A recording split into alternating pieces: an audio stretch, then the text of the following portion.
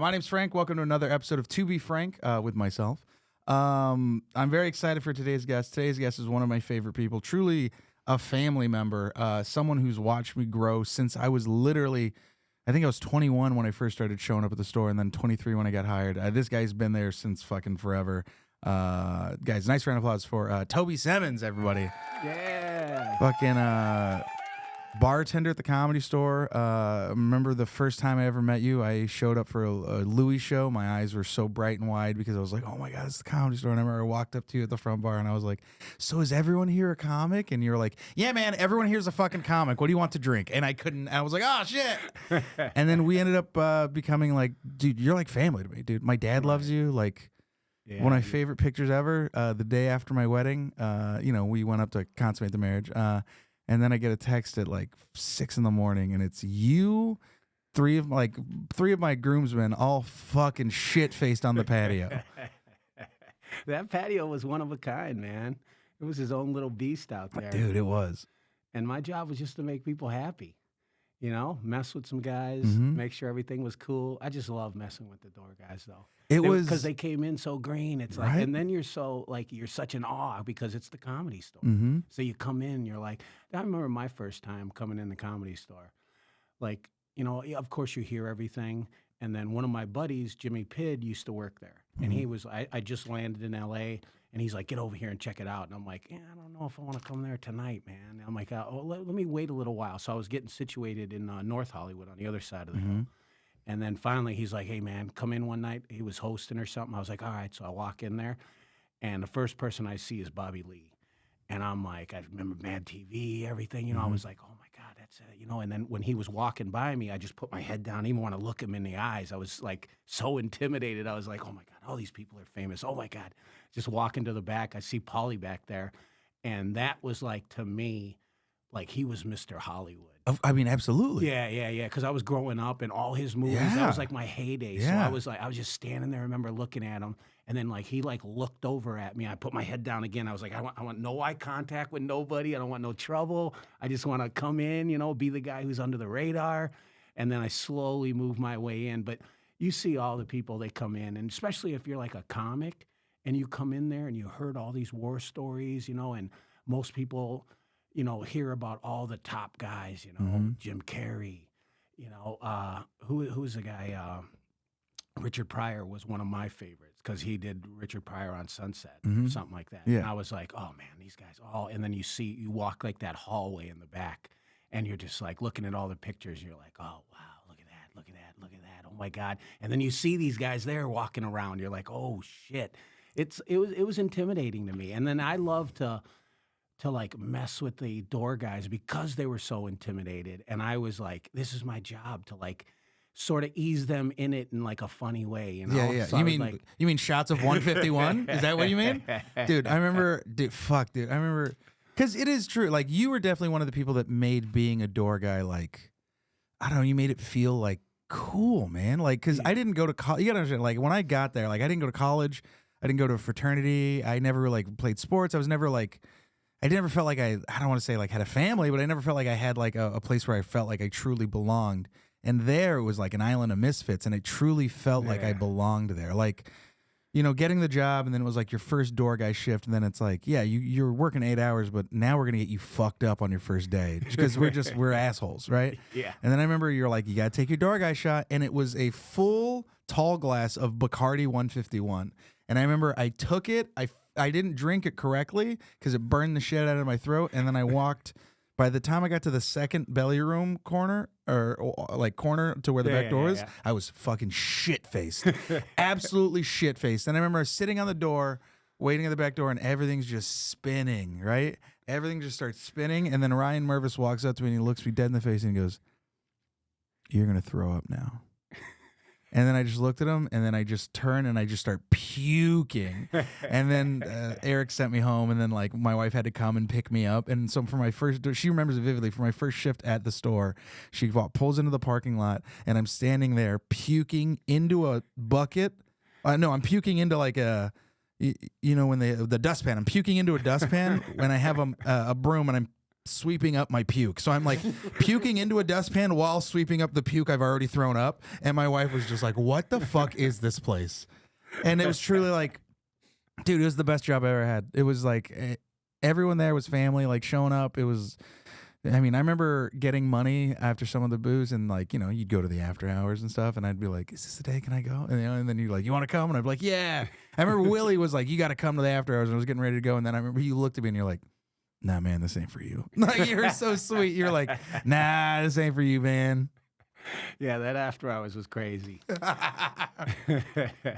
everybody used to come in there, man. And it was so great because like even that story that you just told, that's like something that almost initiates you. Like you feel like you wake up the next morning and you're like, man, that was kind of cool. Yeah, you know? you're like, I'm a door guy now. Yeah. And you're like, I was drinking on the job. Yeah. Man, seeing all these famous people. Yeah, and then it's cool, like, you know, Merv is coming up to you, like things like that. Like everyone was like a family there, you know, like you came in and people knew who fit in. Like you knew right away. Like people would come in, you know, and the main thing as a comic is to hang out. You know, it's like you get your face known and not running up to everybody being like, hi, my name's Frank. Hey, my name's Frank. No, it's like you run up to people and you're just like, okay, I just want to be in this story. Yeah. You know, I just want to hear what they're talking about. Yeah. Yeah. That was the one thing Willie told me, the best piece of advice when he was shit-faced. He walked up to me and he goes, you know what's the problem with some of these young comics? He's like, sometimes they just know how to shut the fuck up and listen. Right. And it was very true, where it was just like, oh, because anytime I was in sacred ground when I technically wasn't supposed to be, because I would shut the fuck up and just listen. And if I wasn't, and then be like, hey, you got to get out of here, I'd leave, right? Because it was such a thing of like, unless I was invited back there, I wouldn't go back there. Like I was such a like stickler about that. Right. And then now I go back and I'm like, all right, everyone's just fucking back here. And that's why Jeff was so great back there, though. He was like the guard on duty. I missed him so much. He would walk up and they'd be like, are you supposed to fucking back here? Get the fuck out. Are you paid regular? Do you get paychecks from this club? No? Get the fuck out of here. Dude, it was so fun. Oh, man, he was the greatest. I mean, he would literally come up to the front bar and he's like, going back and smoke and kick some fucking open micers out. I'm like, let's go, man. Let's go. And he'd immediately get back there to sit down and he'd just be eyeing people out. I'm going to kick that guy out. Kick that guy out. And he would do that. He'd walk up. He'd be like, who are you? Who do you know here? What are you doing? How'd you get back here? Like, why are you back here? Yeah. And it was like, that was intimidating. If you were on the other side of that, you were just like, oh my God. And he was like, never come back here again. He would like, and some nights he would be on one. He would be pissed. He'd yell at me. Dude, I remember he yelled at me twice in our friendship and I felt bad, but I knew it was just he was in a grumpy mood. And then I remember like, you'd be apologetic. You'd be nice when he'd be like, right. And then the next day he'd love you. Oh yeah. He was all about love. Dude, Jeff was, man. And it was like, Jeff Scott was one of those guys where I remember when I watched people become a paid regular and I watched paid regulars and I watched Jeff play them up, right? Cause he didn't do open mics. He didn't do the potluck, right? Yeah. So it was this certain like, sense of pride that came with it when you got past and he was now able to play you up. Like that was, for me, that was like a weird, like small goal where I was like, I want Jeff Scott to play me up. Yeah. Right. And then I remember the first time he saw me do stand up, I could hear him laugh. And that was like getting Jeff to laugh, Scott to laugh, that meant the world. Right. Because he sees stand up every night. He sees you grow, blah, blah. And there's comics he fucking hates. Right. Yeah. But to make the guy who's been there since the beginning, like fucking since when did Jeff get there? He got there, I think, like late 90s maybe. Yeah, so he's been there he was there for the heyday, dude. Yeah. So to have that guy be like, oh yeah, you're funny, it meant something. Like for Mitzi to think you're funny, for Jeff to think you're funny, for Don, you know what I mean? All those guys that have been there forever, it kind of meant something. Right. Yeah, Jeff was, he really was. He was the guy like, because I sort of like clinged on to him. Like, I'm like, that's the guy who's going to get me in here, you know? I'm like, and he liked me. So I was like, all right. And then every time he'd come to the front bar, he'd be, I mean, at the beginning of his shift, that guy was ready to fight everybody who looked at him. And I was always like, man, what's this guy's deal, man? But then after maybe an hour, he'd smoke, get situated, come up, have a drink, leave, come back, have one more, and then he was Jeff. Then he was nice guy. I love everybody. But he had a tough one every time he came in, man. And I used to see him go off on absolutely anybody. Like, he didn't care what your position was there. He didn't care who you were. Where's the fucking manager? The door's not open. I need to get my fucking piano. Right? Yeah, he was one, man. Oh, He was a gatekeeper almost. Yeah, and you know what? We needed people like that. Right. And I do love that because in my life, I never really, never really earned anything. Like I never really felt like I like get any trophies or anything. So like to get that job, to get those people's respect, and then to win roast battle and get that trophy, it felt like it's like, oh, this is what it is to like win and to earn and to like fight for your stuff. Right. Yeah. Right. And right away, like when you came in, and as soon as you won roast battle, I think that was like a change for you. Oh, absolutely. Like everybody, like before that, it's just, all right, I'm on the grind, I'm trying to do it. But that was a big deal. Remember, that was like the first like big thing that came out of the belly room in a while. Yeah, because that was the roast battle happened, and then Ari was shooting a special around the time. Right. And Joe wanted to, I remember Joe, that was kind of one of the big things that brought Joe back, because Joe wanted to come back to the store and watch Ari's special, but he knew since it was his first time coming back, it would overshadow the special, and he didn't want to do that. So he was like, maybe I'll come back for roast battle. I've heard of the show, blah, blah. And then I remember he came back, and that like changed everything. And then that show became the TV show. But I feel like that was kind of the big thing that started like the change of the store into the golden age. Because that's how Rogan came back. Right. Yeah, it was weird because Rogan was there when I got there. I got there in like 2005. Yeah. So when did you get to the store? Yeah, 2005. Okay. Like June of 2005. And that was before all the Mencia Rogan stuff? Okay. Before all that. So, and then I actually left after a year and had to move back to Chicago. And then I came back like maybe 7 months later. And during that period is when all that happened. Oh, were you like, or maybe fuck. it happened just before I left or something like that. But I remember I was actually in Chicago when my boy Jimmy Pidd called me. He's like, you're never going to believe what happened. And I was like, what? No way. And he's like, yeah. He's like this. And he's telling me the whole story. And I was like, oh, my God, no way. And then when I got back, it was like huge. It was like everyone was talking about it. But it was sort of weird how when I got there, the Comedy Store was like, maybe it was so-so. It was okay. Yeah, you know? it was, and the Dark Ages is what they called it. Yeah. Well, the Dark Ages happened right after Joe left. Okay. Because it was pretty, like, it was a Dark Ages, but we were still having big shows once in a while. We still had some big players come in, like Joe, of course. Like, and he had a following back then. And so it was like whenever he did like the main room, he would sell out, and he would have all his following would come there. It was like, and we were like, all right, cool, because that was like one of the things where we knew that weekend's going to be great if Joe was going to be there, Yeah. And so it was like, all right, and then it turned into those guys all leaving, and then the dark days came. And I saw some. How bad were the dark days? Dude, it was to the point where, as a bartender, I would come into the back and I would want to get liquor. And the liquor room that was filled when I got there. Now, when I say filled, probably like 500 bottles on the wall. Like stocked. It was always stocked. Yeah.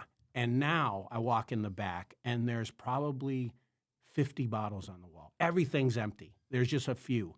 And they're just like, we can't pay the bills.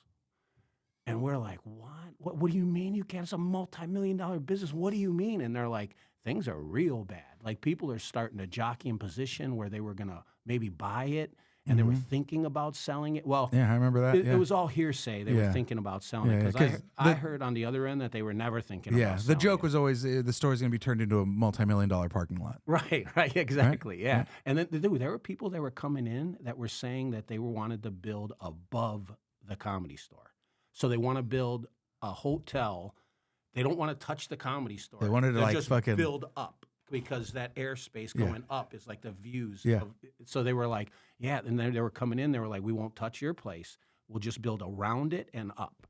And they were just like, and they were throwing around serious money, I heard. I was like, what's going on here? I'm like, we had a job tomorrow? And they're like, we don't know. We don't know. And that happened for a while. Yeah. That happened for a long time, because it was like the belly room was dark. What was dark during the week, and the main room. So we only had the original room during the week, and every once in a while you'd get someone in the belly room. A producer would come in and book out the room, and it was like, oh my God, this place, what's going on, man? Yeah. It was like, what's going on? Yeah. And then all of a sudden, man, it was like the lights got turned back on again, and it was like we started getting outside producers that were coming in. Crazy Cindy, Vargas Mason, Martin Harris. Right. Those are all my bringer shows. And it's so funny because like everyone always shits on bringers, and I get it. if you're a young guy and you have no idea, I get that sometimes you have to do it, and that's just how you, and then you figure it out, right? And you leave. You don't have, like, there's a bunch of paths for everybody. Crazy Cindy, Martin Harris, and Vargas Mason were probably the three only producers who would, like, toss me up just because I'd be like, can I go up? Like, if you have time. Or I'd be good enough that they would toss me up. And they never had to, and I would never, like, bug hardcore. I'd just be like, if you have time, right? And I was always very nice, very polite about it. And, yeah, they would throw me a bone sometime. And then it became, like, those were the things I sustained myself off of. Right. A lot of people. Yeah.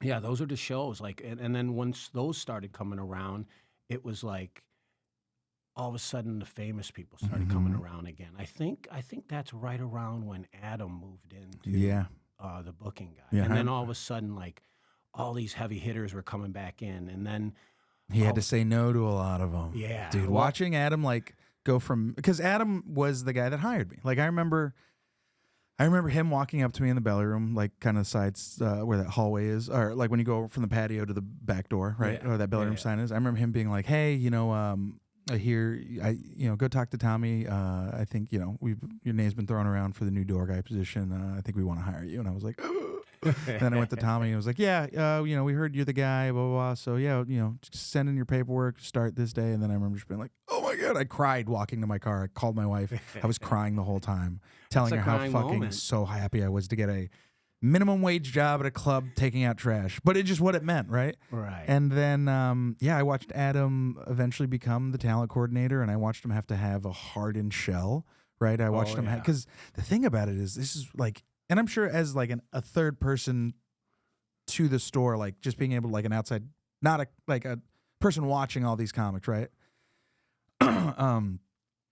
It was wild to see a talent coordinator leave, a new talent coordinator came into place, and then all the people that come back thinking that they're like, oh, the reason I wasn't getting spots was because of this person. Right. And not because of their ability or their, you know what I mean? Because sometimes it is personal, but other times it's like, no, you just haven't written, or you haven't, like, it's past, right? It's past your time. Yeah. And it's like wild to see him have to tell, like, big people no. Oh, yeah. And it was kind of like cool because it's like not protecting the store's brand, but it was like back in the day, it was like, this is our stable. This is it. You can see these guys other places, but these are our guys. Right. This is our style. This is our, like, these are our darkness. You know?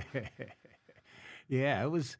I mean, but he just, like, as soon as he got in there, he was so cool though, because he knew talent, Yeah. So it was like, and I remember him arguing with someone that was like semi-famous. I don't want to say his name, but they were friends, and the whole time, like during the dark days, this guy would go up, he would shit on the crowd because he was going up in a late spot, and he was pissed that he was going up in a late spot. Seen a few of those. So they're shitting on the crowd, they're getting them all pissed. They're basically blowing up the room. Yeah. And then who's going to fucking follow that? 100%. So it's like, what the fuck was that?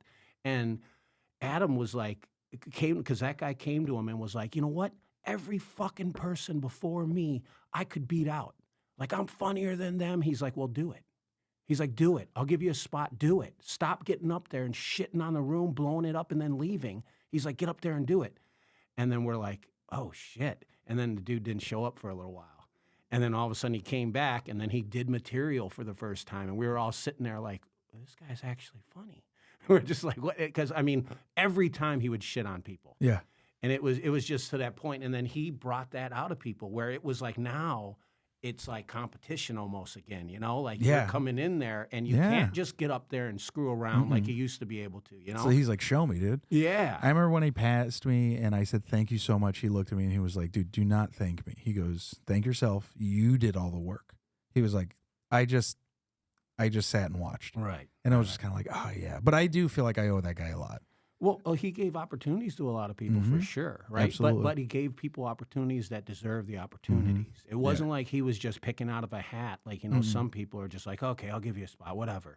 It was like, prove it, Yeah. And that's the place you had to prove it. You can't deny funny. When people talk about their jobs and everything, and they're like, oh yeah, I'm great at my job. I'm great at my job. This is one job where we're watching. Get up there. And when you get up there, beforehand, you can sit there and go, I'm a comic. I've been a comic for 20 years. I'm the best. Well, get up there. Yeah. Show, that's it. It's simple as that. Yeah. We'll give you 5 minutes right now. Let's see what you got. Yeah. And then you get up there And right away, you could tell. Yeah, You'd be you like, could- okay, wait a minute. This Yeah. guy, how many years he say doing it for? Yeah. It's like there's no lying in this business. And especially that stage, because people talk about how dark it is, because that room is a room, dude. And I remember going up there, and after winning roast battle, I was still like getting up and all that stuff. And then Stuart Thompson came up to me and he goes, I just don't believe you. And I was like, what do you mean? He goes, I know you're confident and comfortable. He goes, but I just don't see it on stage yet. He goes, you haven't made that stage yours, you know? And he's like, and it's your home, you know? He's like, but it just feels like you're not, you know, you're not confident on the stage yet. Cause he was like, either you love it so much, you respect it so much or whatever it is. He's like, And I was like, oh, fuck. And then that's when I started to like kind of approach it differently where it was like, I'm not scared of this stage anymore. I'm not scared of this room. Right. And then that turn happens and then you're just like, oh, okay, yeah, I can. And now you can work on your craft. And I can do this. And like, I don't give a shit. It's 6 people, small. Like, dude, case in point, OR, right? You get your fallouts, your late spots, 7, 8 people, right? Last night, I went up and did crew show. I was the last one on the crew show. It was actually me and then Matt popped in afterwards, but I was the last guy on the crew show. There was 9 people. They were fucking tired. I watched some people very much fucking suck the energy out of that room, right? And like one of the comics that's there was like, what do I do? And I was just like, dude, this is easy. This is the store. And they were like, dude, this isn't the store. Why does everyone keep saying that? And I go, no. It isn't the store. It's a different beast. I was like, but this situation is like the store. There's 9 people. They could have left hours ago. They obviously stayed. A bunch of people just left. So they stayed for something. They want jokes. They want to laugh. They want to be entertained. And I was like, so you just got to go up and do it. And then I went up and they were like, you get 5 minutes. And I just did a fucking condensed 5-minute set. Just boom, boom, boom, boom, boom. Had them all laughing. And then Matt went up and then had them all roaring. And it was just like, yeah. Right. We're just now, the younger guys are now older that have been experienced, that have done this situation so many times that it's like, yeah, no, we're not scared of it. Right. We run to it. I remember once I saw, the first time I saw Dice go up. Oh, my God. And it was late night, right? So I'm like, oh, my God, this is Dice. I'm like, I sit down, I'm like watching, and all of a sudden, like, you see 2 people get up and walk out, and he's still going. And I'm waiting for him to say something or do something. No. He just fucking does his solid fucking 15, knocked it out. Some people laughed, some people didn't, but he was a complete professional. And that's when I was looking, I was like, that's how you do it. It doesn't matter if there's 5 in the room or there's 1,000 in the room. You do what you do, you know? It's like it was weird how when I, like that moment, almost a light bulb went off. And I was just like, oh, wow. Like, this guy is actually a professional. Yeah. Like he actually is, he's not pissed at the situation. And then there was people like David Tell who would love that kind of crowd. He'd pop in, he'd look, he'd go, too many people, I'll be back in an hour. Yeah. And he'd leave. And it's like, what? Yeah. Like you want more people. And he's like, no. I like it when they're like really laughing at my jokes so I know if they're working or not. It's crazy and it's like everyone's always like, why do I want to work at a club? What's the point of working in a club? What's the benefit? Or they get the job and they're like, I don't understand. It's like, dude, watch comedy. Yeah. Watch the best. Dude, that the shit you learn from Dave Attell, watching him go up is so great. The shit you learn from Rick Ingram going up late night doing crowd work, you learn so much. Like those, it's like, dog, if you work in a comedy club, just watch, take notes. You know what I mean? Don't steal anything, but just take notes on the game. Look at the craft. You know what I mean? Because it is. And it's like, some people just don't understand that. Right. And especially at the Comedy Store. You got every single type of comedy there. Dude. You know? It's weird how it's like everything. That's like the hub. Like you go there and you'll like see somebody perform like Rick Ingram and it blows your mind. You're just like, oh my God. Like I remember the first time I saw him, like he did okay in the OR and then I go into the main room to see him and he just blows it up. And I'm just like, oh my God. Yeah. And he's, you know, he talks to the crowd the whole time. He gets everybody involved. Like he's a monster. Yeah. And it's so funny too, the hierarchy at the store. Cause there's like, you know, I didn't know any of the Caparello nonsense until later where it was like, Rick Ingram was such a crusher. People would be like, no, I can't put him up later. Like I can't. And it's like, dude, that must suck to be so good that people are like scared. Right. They don't want to follow that. Yeah. No, you don't. Yeah, because and especially it's like a different kind of comedy. So like they're like on his side and they love it, and then all of a sudden you come out and maybe you have a couple knock jokes and they're just like, Where's that other guy I at? love following Rick because it is a challenge. And some people see stuff like that and they're like, ugh, and me, and I'm like, no, I love that. And I think it's like a weird thing of like Rick respects it. Because at first I remember like, Rick's always like, he's a grump sometimes, right? Especially the young kids, right? Oh, yeah. But to get Rick to like, when Rick was like, you're funny and he liked me, and I was like, oh, that felt like that, Right. again, one of those guys where it's like, oh, you think I'm funny? That means so much to me. Because you hate everybody, and I hate everybody, so it feels good. Yeah, it's almost like a professor at a college. Dude, being it like, is. hey, man, you know what? You're doing real well. Yeah. You know, like, yeah, I've seen your scores. You're doing great. Yeah. You know, it's like, it's almost like that. And that whole community there, it just helps you in comedy. It's just one big, like, community of comedy. Like, everything comes from there. Everything stems from there. And it's mind-blowing sometimes to think about the past and how we were there in that era Dude, to the see. golden era. And then it like literally was the dark era, and then now comedy's back. And now there's lines going down the street both ways when we didn't Crazy. have any lines at all. And it's like, oh my God, that place was jam-packed. You couldn't fit another person in there during those eras. It was crazy. Dude, I remember. Standing room only. You remember sometimes, Roast Battle too. when it was first starting? Dude, it was like fucking packed. Like it was like maybe 30 audience members, all comics. And then it got to a point where it was all audience members and just comics could only stand in the back. And then, Right. like, dude, it was a fire hazard. Right. Oh, yeah. It was a huge fire hazard. But it felt like fucking, dude. And it was so weird. Like, that era, too, is like a door guy for me, especially coming into the store. It was like winning those battles when it was just the show. Like, because I was so bad at stand-up. I was just not good yet, right? But I was really great at roast battle. And the respect that you got from everybody, it was like, oh, shit, like, this fucking means something. Like, it felt like, I don't know, I felt like I was in Fight Club. You know what I mean? Where it's just Right. like, oh, yeah. shit, dude, I feel like everyone, like, fucks with me now. Right. I feel like that roast battle show really brought out writing. Yeah. You know, and that was like, if you went up there and you won, it was like, wow, that guy's a good writer. Yeah. You Yeah. know, that's what I heard that a lot. I was like, oh, wow, that guy's a real good writer. Dude, when you won and you got to walk towards the patio, because I remember I'd win, I'd walk, get a shot with you, and then like you walk to the patio and people would be like, ah, bah, bah, bah, and they'd be like, oh shit, that was the guy, you know what I mean? And then for that solid week, if you were a young comic that won a roast battle and we're doing open mics, you'd walk around, people would be like, hey man, good job, fucking, yo, that's the, you know what I mean? And it was so weird. That time period was so wild and weird, dude. It was so cool. Right. It was electric, man. Dude. It really was. I mean, I could hear the roar of the crowd from the front bar. And that's a distance. You know, if that back door was open or something like that, I'd hear it and I'd be like, man, what the hell is going on out there? Yeah. And then they'd all come out and they're like, dude, that show was crazy. I mean, there was at one point, I remember when I was managing, I came up there and I couldn't even get in. And then all of a sudden the crowd erupts and like the front door is like shaking. And I'm just like, oh my God, this place is going to fall apart. What's going on in dude, there? I remember being great. They were like in the manager's office because it's right below the belly room, and you can just feel like, Yeah. and everyone's like, what the fuck? Yeah, truly some of the best. Any like stories that stand out, like ridiculous comedy store stories as the bar, like having to kick people out or just catching people fucking or people just doing drugs, you know, even ridiculous. Yeah. I mean, that was almost an everyday thing. You know, it was like. I caught a server fucking in the bathroom at like 8 p.m. once.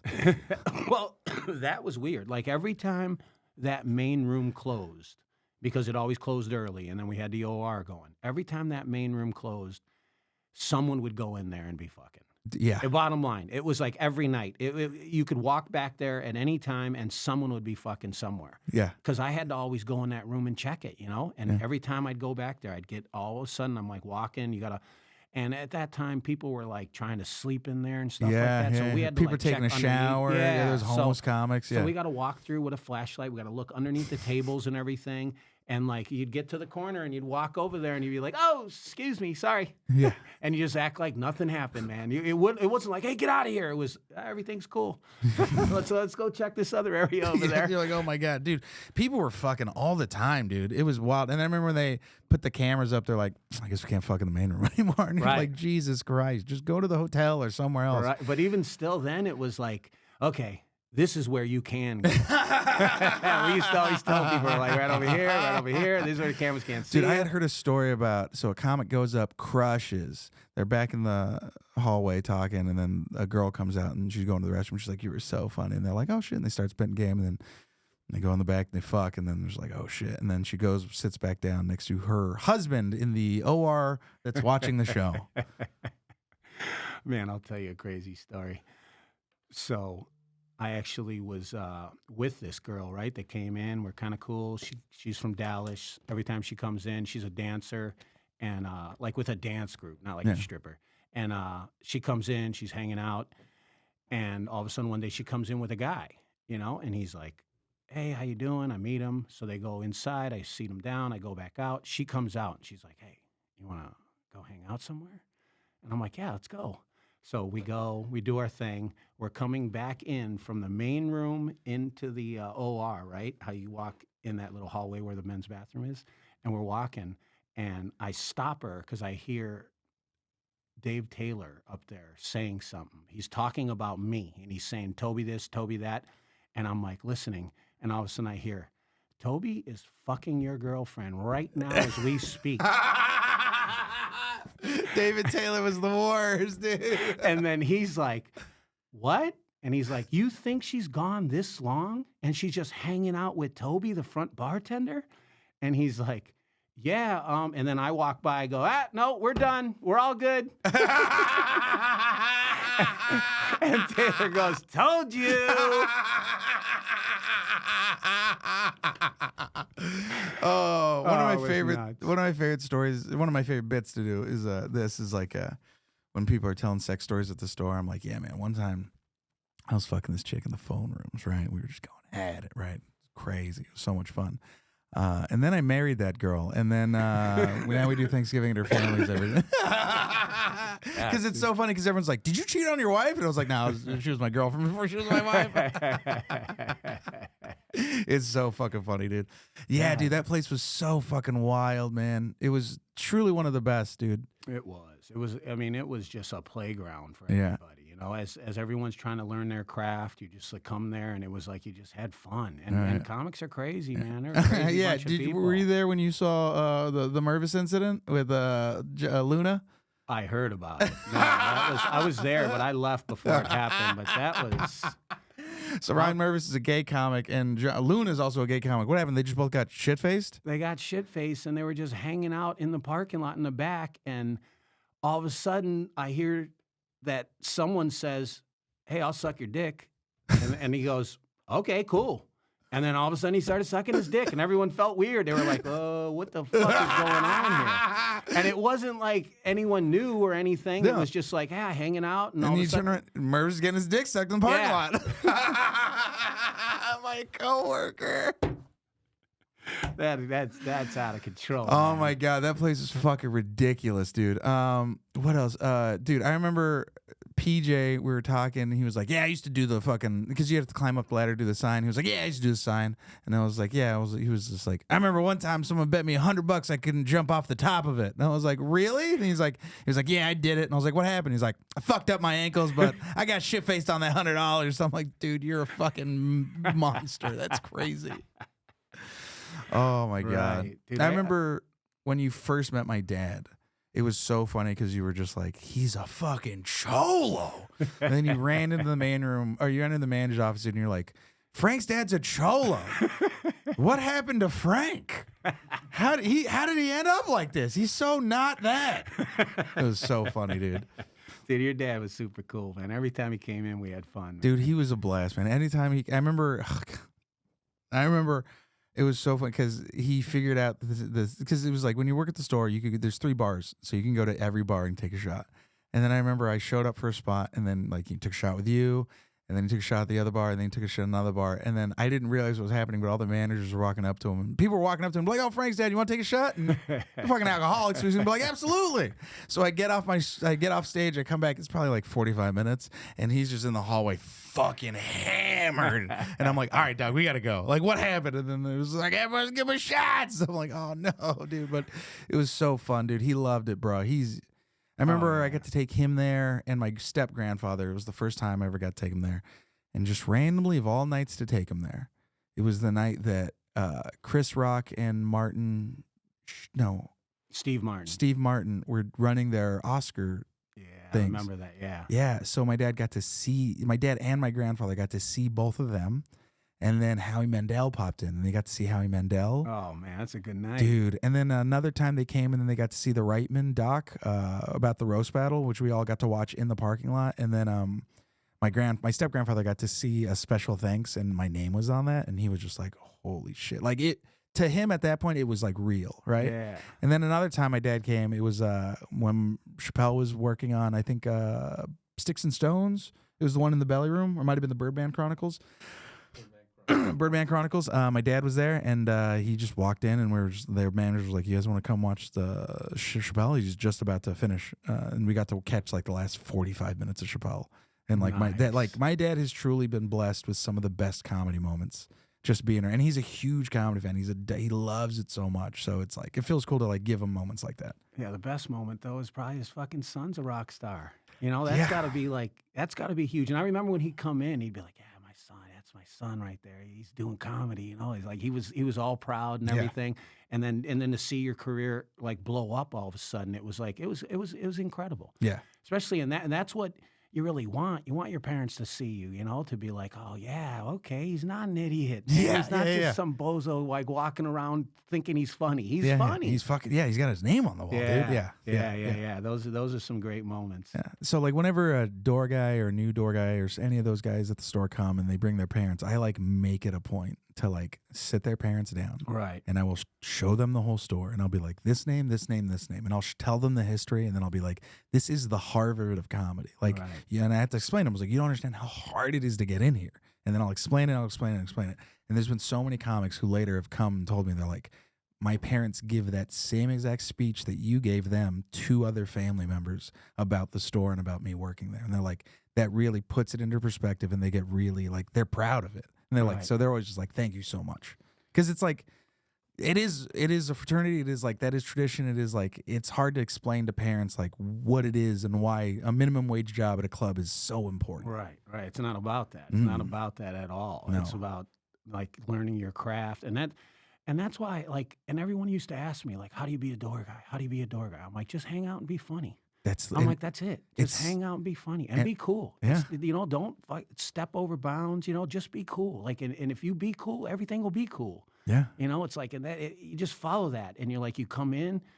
Some people are like, you know, like you said, they want to talk the whole time. They want to stay. You're like, shut up and sit down and relax. You don't know, have to be figure on, it out. dude. Right. And you'll get your chance. You'll get your chance. Yeah. Because there's nothing funnier than being in the back and there's a comic who's not supposed to be there, and we're all like shooting shit, cracking jokes, and then they're just like, and then it's just quiet.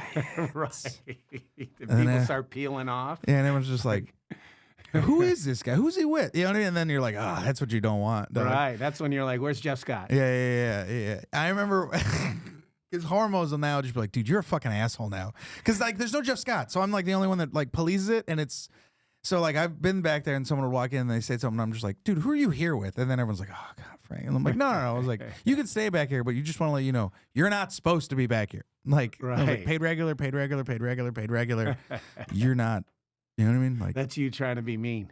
It's not even like, still like, you can hang out, but you're not supposed to be back here. Yeah, it was like, do you feel how uncomfortable it is? Because that's you. And then it's funny, too, because now if you, like, check people that have been doing it for so long, they like get this weird delusion where they're like, oh, but you guys would like, why are you being weird now? And it's like, no, you've always been overstepping. We've all just been so polite. Right. You know what I mean? And it's also like, you haven't got up on pot like in 2 years. You haven't got any spots. Like, have you noticed something?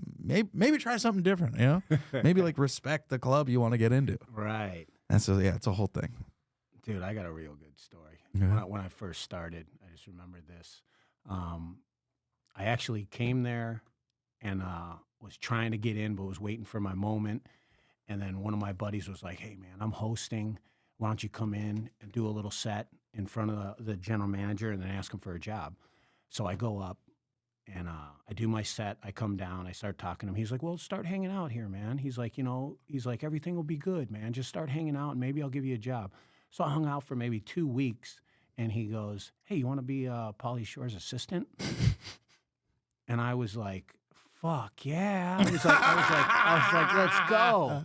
And well, he asked me first. He's like, can you work a computer? And I was like, yeah. He's like, how many words can you type? Right. And I was like, I'm pretty good. And he was like, all right. And he was like, so let's do this then. So gets everything going. I got to show up. I show up at his production company, which was at his house, and that was intimidating, even driving to his house, because it's like on the top of the Hollywood Hills. Yeah, Like, yeah. he's literally like almost like the Grinch up there by himself. Yeah. It's kind of weird how when I was in his place, you can see helicopters below his house, like in the whole LA area. You can like see them down below him, and I'm just like, man, this is crazy. And going up to his house too, you're like, you just keep going, and then all of a sudden you get to a platform, and then you keep going, and then finally you get to the top, and you're like, wait a minute, this is the top. And then there's an elevator up past the sky. it was great. So then I get there, and I'm like, all right. So I'm like, my first day, all of a sudden I just hear, "What's up, buddy?" And I'm like, oh my God, that guy talks like that. Yeah. You're like, it's not an act. He talks like exactly. I was just like, oh my God, he sounds exactly like him. And it's weird. Like, I finally, like, I get introduced to him. Like, yeah, okay. He's like, this is your job. And there's a guy there that's his assistant that's leaving. So he's teaching me everything. So we do a whole week of this, like he's being super cool. He's like making me lunch every day and stuff. He's like, eat this, eat this. He's making pasta dishes. And he's like, dude, I'm a good cook, right? And I'm like, yeah, you're a great cook. I'm just like trying to fit in. I'm just like, everything's great. Everything's great. And I remember one day we had a lunch break. So I go and he has like this infinity pool that like you just look over all of LA. And I remember smoking a J, calling my buddy and being like, I fucking made it. Right now, I'm in Pauly Shore's infinity pool looking over LA. There's helicopters down below me. And then I hear, hey, what? Get out of my pool. And I'm like, I turn around. He's like, and you're smoking weed? I'm like, oh, shit. I'm like, this ain't. So I come out of the pool, and he's like, hey, man, don't do this anymore. He's like, this stops right now. He's like, this is a job that you have. And I'm like, yeah, I don't really do anything. I'm like, I just answer emails. I'm like, I don't know what's going on. I'm like, I thought during my breaks I could do this. It's the pool. He's like, no, don't ever get in the pool. And he's like, and don't ever smoke weed while you're working. And I was like, okay, cool. So we're already off to sort of a shaky start, right? And then all of a sudden Friday is my birthday. And I don't tell anybody. I'm just like, because at this point, I just got my agency. They're telling me to lose weight, so I'm working out. I'm not drinking. I'm trying to lay low. But of course, at like every time I walk into the Comedy Store, everyone's just getting plastered. So I'm like, so I just didn't hang out there. And I'm like trying to do my thing. I probably lost maybe 20 pounds in like 3 months. And now it's coming to the Friday, right? And I'm like not trying to tell anybody. And he comes up to me and is like, hey, dude, you think you can open up the doors tomorrow at 10 o'clock in the morning? And I don't work on weekends, right? And I'm like, this is my first week. And I'm like, yeah, of course I can. So he comes up to me again, and he's like, hey, man, I really need you to open up these doors tomorrow. And I'm like, dude, a fucking monkey could be here at 10 o'clock and put the key in the door and open it. I got you. And he's like, you'd be surprised what happens around here, man. And then he leaves. And then just before we're done at 5 o'clock, he comes in. He goes, don't you fuck me. He goes, be there tomorrow. I'm like, absolutely. And in my head, I'm like, absolutely, I got this. Go home, make myself some dinner, go work out, come back. I'm sitting down. It's like 8 o'clock, right? I'm watching TV, and I'm just like, man, I got to get up early. It's like, all right, whatever. And there's a knock at the door. I open up the door. There's 2 smoking hot models that live downstairs from us. They're holding a bottle of Jack Daniels. And they're like, we heard it's your birthday. Your roommate's out working. He set up for us to stop by and get you drunk and take you out. We're going to these parties. We got a couple in the Hollywood Hills. And I'm just like, no. I got to do this thing with Pauly Shore tomorrow. I got to be there at 10 o'clock. They're like, 10 o'clock? We got this. We'll get you there. Oh, boy, man. I should not have listened. I mean, women. Women. And beautiful women. So we start doing shots. And next thing you know, I don't remember what time it was, but I am laying down on a dance floor, and I come to. I'm just like, what the fuck is going on? So I stand up, and the girl goes, dude, you just fell over. And I go, what? Where are we? And she's like, we're at this party. Come here. And we go to the bar, and I do another shot. And I'm standing there looking around, and I just remember, like, fading in and out. And I'm just like, where the fuck am I? Cut to, I wake up and I'm looking outside and I'm like, why is it light out? And it didn't register because I look at the clock and it says 1:21 and I'm thinking it's 1:21 in the morning. But there's light coming through the window and I'm just like, what the fuck? And then all of a sudden it hits me, man. I jump up and I'm like, oh my God. I'm like, no way. I can't find my phone. I'm looking around. I'm like, finally, I just leave this girl's place, right? She's downstairs, and so I get upstairs. I walk in my apartment. I'm looking for my phone. I find it in my closet on the floor. And I'm like, how the fuck? So I pick up my phone. First message. Buddy, you're fired. I'm like, oh my God. I was like, no way. The next message is the general manager from the Comedy Store. He's like, hey, dude, you fucked up huge. You're done. Pauly doesn't ever want to see you in the Comedy Store. Bring me the keys. I'm at the production company right now. And I'm just like, oh my God. I'm like, no way. So I'm like shaking. I'm just like, oh my God, I just fucked my life up. And so I call the general manager, Dean, and I'm like, dude, bro, you fucked up, bro. Dude, he's Dean usually the Dean. nicest guy. Yeah. Dude, he was pissed. He's like, I had to come here. It took me an hour to get here. These people are being paid. Like, they're all standing outside this place waiting for you to open the doors. It was like a bunch of editing crew from somewhere that was flying in to edit Natural Born Comics or something like that. Yeah. And and I'm just freaking out. I'm just like, oh my God. So I'm driving up there and literally crying, driving up there, just going, oh, what am I going to do? What, I came out here to be a comedic actor. I'm like, oh my God. I'm like, I just ruined my life. And I'm like driving up there and I get to his driveway. And at the top of the driveway, Dean's standing at the top with his arms crossed, just shaking his head as I'm driving up there. I get out of the car, walk up to him. I go, hey, dude. He goes, I don't want to fucking hear it. And I'm like, no, you. And he's like, I don't want to hear it. He's like, you know what? I'll give you a little life lesson. This is L.A. And a lot of people come here and they think they're bigger than they are. And he's like, and then something like this happens. And you can do like a couple things here. But he's like, just remember that in Hollywood, when you fuck people and you burn that bridge, it goes a long way. Like everyone's going to hear about it now, and you're just going to be blackballed. No one's going to want to deal with you or anything. Just watch what you do out here in L.A. And I just remember sitting there just thinking, like, I got to move back to Chicago. Like, it's over. And then so I'm out. I'm kicked out of the Comedy Store. I can't come to the Comedy Store. They don't want me around there or anything. And then like I'm doing comedy on the other side. I'm doing my acting thing, and then all of a sudden, my buddy calls me and he goes, dude, I'm hosting. Why don't you come up here and do 3? And I was like, all right, let's do this. And I'm like, all right. So I come in, I'm standing at the back door, like by the main room back door, right? And to go outside. And I'm like standing out there. I call him. He comes out there. He opens up the door and he goes, you're on right now. Let's go. So he come up. I stand in that bathroom.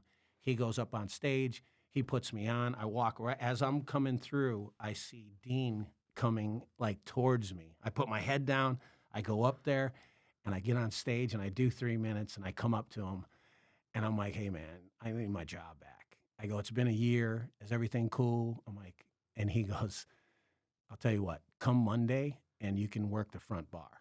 And I'm like, all right, sweet. So that Monday when I get there, he goes, there's rules though. You can never, ever talk to Pauly Shore.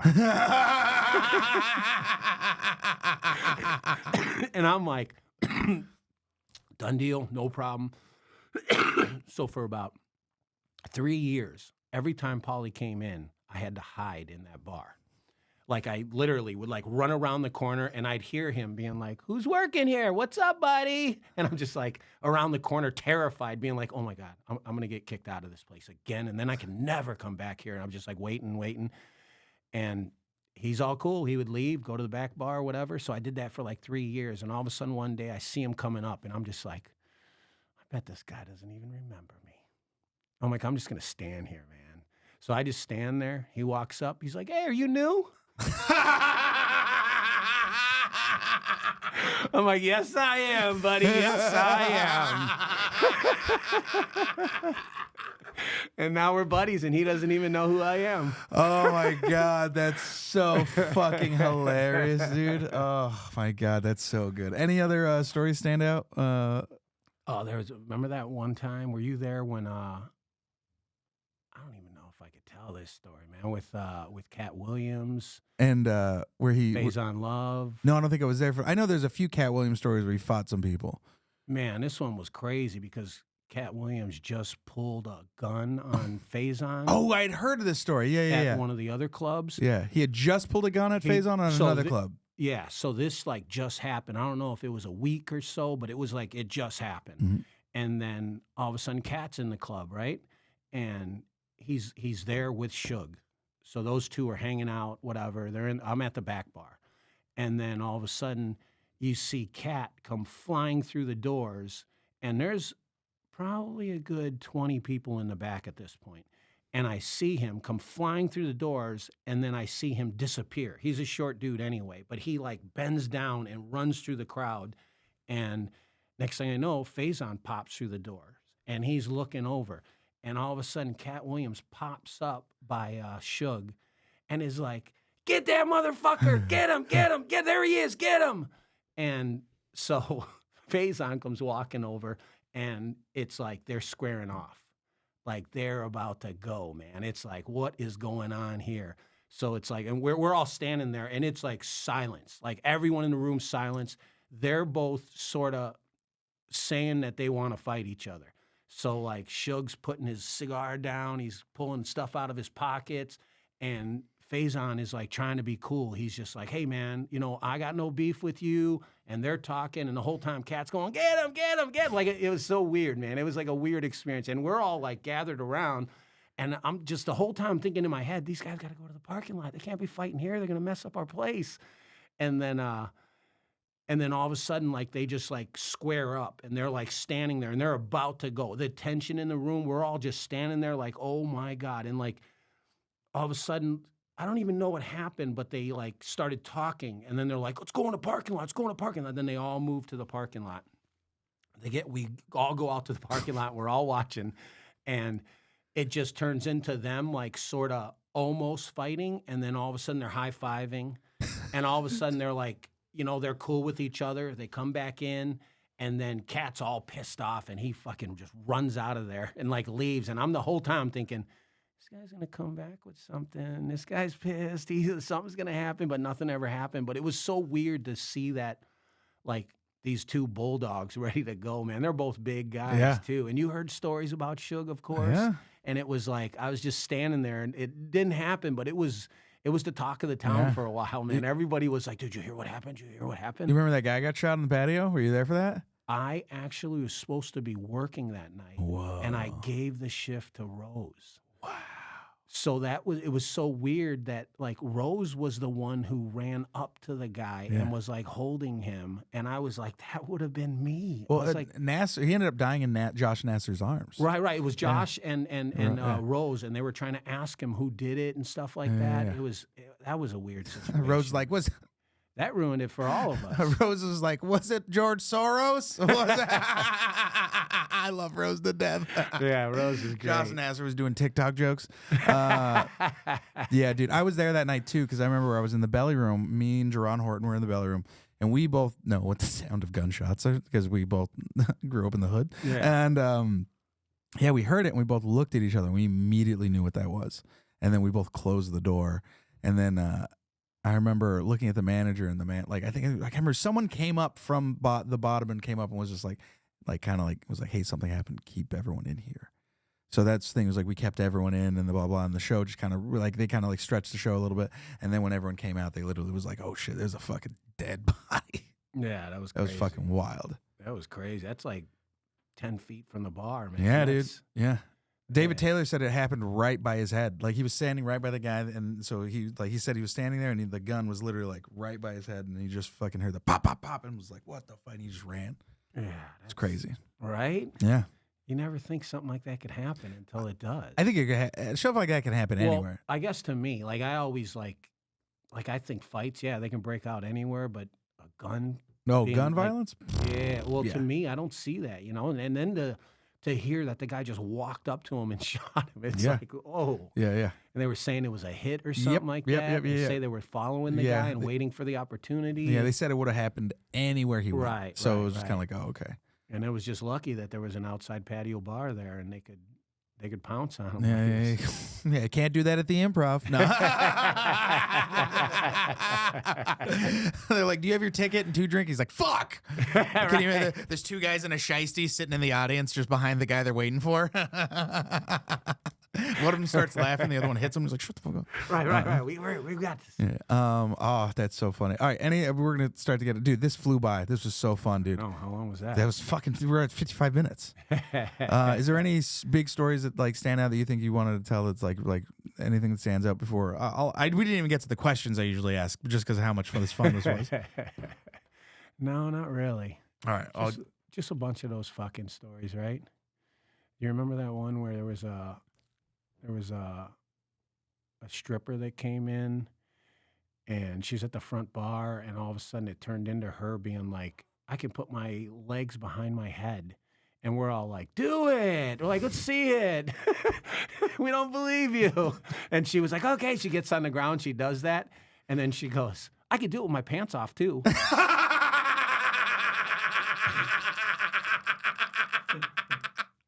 And I'll never forget, Don Barris goes, we got to take this inside. Yeah, Don was the best. Yeah, he goes, I'm up next. We got to do this inside. And then literally it turned into a couple comics up on stage, sitting, there was 2 of them, sitting in a chair each, and her going back and forth. Because she wanted to know who had the bigger dick, and then she was going to fuck that guy. And then it was like, pull him out, let's go. I mean, that was like, I think after that is when we got the camera in.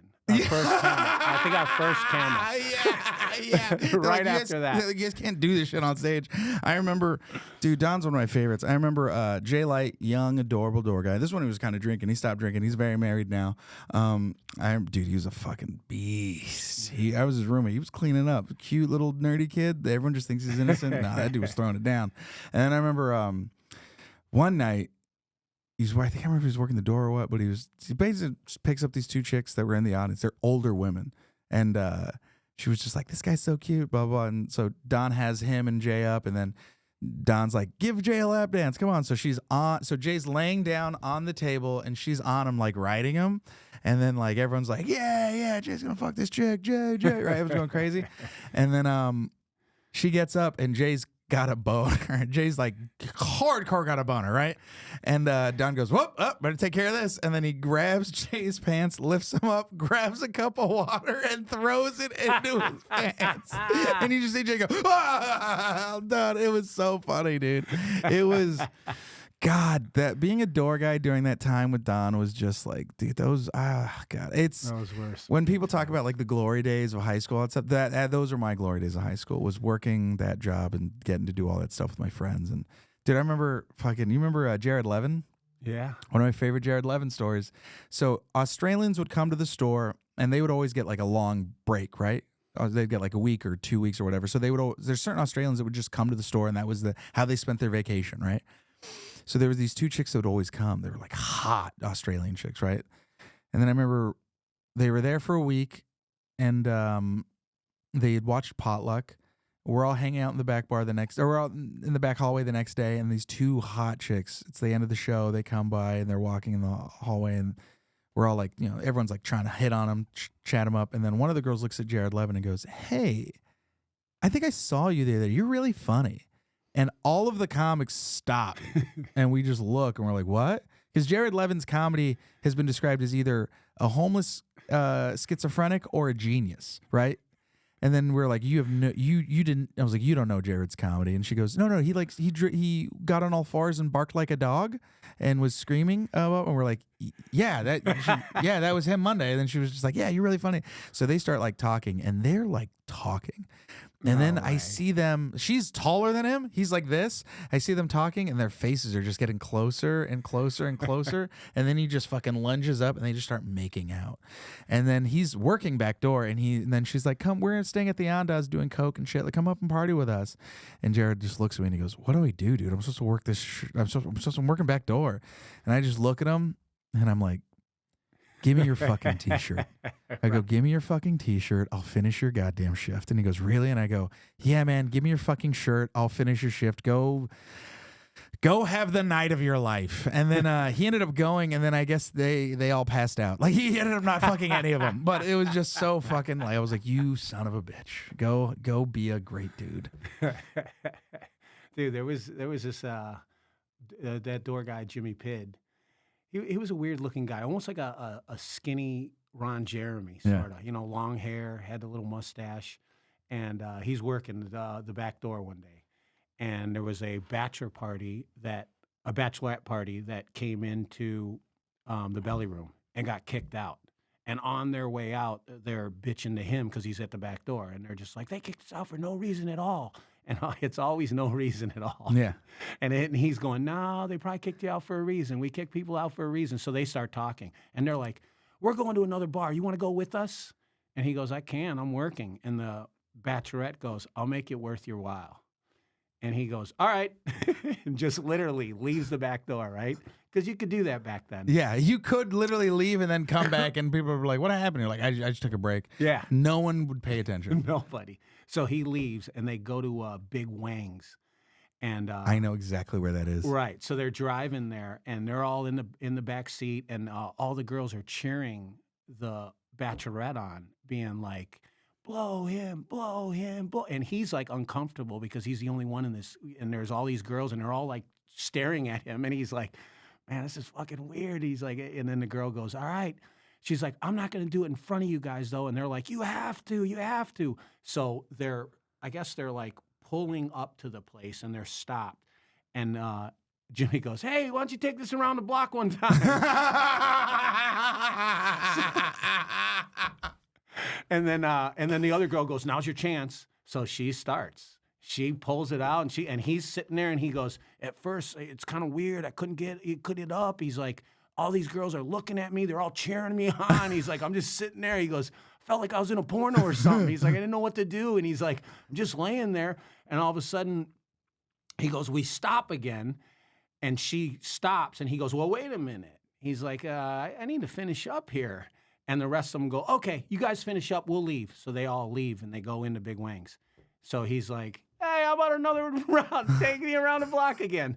So they go the whole time. He finishes. They pull up. All the girls are getting back in. And he's like, what's going on? They're like, we got kicked out of there already. And he's like, back to the Comedy Store. I'll get you guys back in. So they're going there. And the whole time they're like, now he just wants to get out of there, right? He's I'm done. So they pull up to the Comedy Store. They all get out, and they walk up to the front door.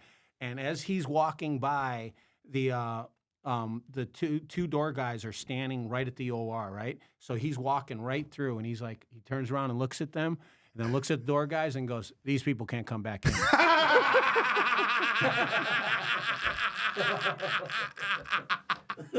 And he walks right by him, goes to the back door, and finishes his shift.